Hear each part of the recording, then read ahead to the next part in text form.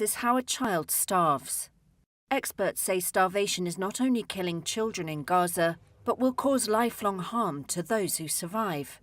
Malnourishment is one of the worst things that can happen to a child, at point blank. And though Gazans of all ages are suffering and losing their lives, aid groups say, there's a 1,000-day window from conception to 2 years of age that is crucial, according to Kirk Pritchard of Concern Worldwide. If you're severely acutely malnourished during that time, or even if you're moderately acutely malnourished at that time, you're going to have a lower IQ likelihood. You're going to have lower height. You're going to have lower weight. It's going to affect you for the rest of your life.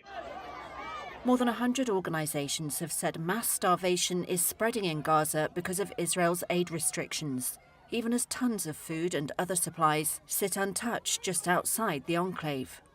4-year-old Amir Matar weighs just over 16 pounds. He has cerebral palsy, and so does his 6-year-old brother Yusuf. Their mother Samah says she struggles to find milk or even bread to feed her 6 children, who live in a Gaza City school-turned-shelter. And she can't comfort Amir. Mum, we don't have bread. Mum, we don't have bread. Mum, we don't have bread. I say don't move so much so you don't waste your calories and get hungry, but he doesn't get it. The UN's World Food Programme says nearly a quarter of Gaza's 2.1 million Palestinians face famine-like conditions, and thousands are suffering acute malnutrition. The first damage to a child with malnutrition is counted in days. A child's brain develops at its fastest rate in the first 2 years of life. Pritchard said chronic malnutrition among mothers, especially young mothers, can cause low birth weight and a decrease in the quality and quantity of breast milk. Diseases that a healthy child would resist can kill, he says.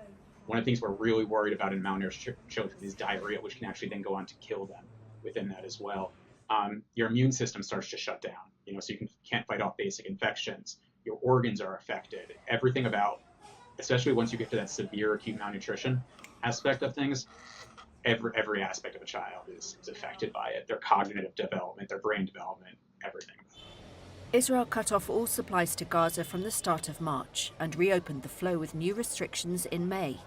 It says it is committed to allowing aid in, but must control it to prevent it being diverted by Hamas. Hamas denies doing this. Israeli government spokesperson David Mencer. In Gaza today, there is no famine caused by Israel. There is, however, a man-made shortage engineered by Hamas. Amber Alayan is a paediatrician with Médecins Sans Frontières, which she says has scores of people working in Gaza. We're seeing 1 in 4 of our kids, being treated in our clinics with malnutrition.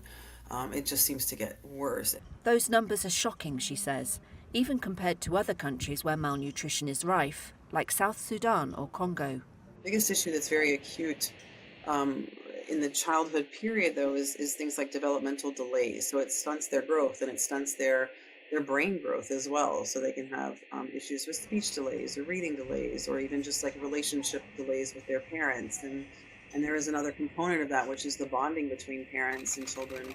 That there is a break in that bond somehow due to some of these developmental delays in early childhood malnutrition. Najah Barbach cradles her daughter at a hospital in Khan Yunis. She doesn't grow, she says. She should be able to sit up straight. She lies on her back, and that's all. Pritchard says the impact on young ones is obvious and devastating to see. And I think the thing that gets you the most when you see it firsthand is how quiet they are. You can have 30 2-year-olds, 1-year-olds in a clinic, and you can hear a pin drop. And it's just because it's absolutely eerie, and it's heartbreaking to hear that the quietness of it.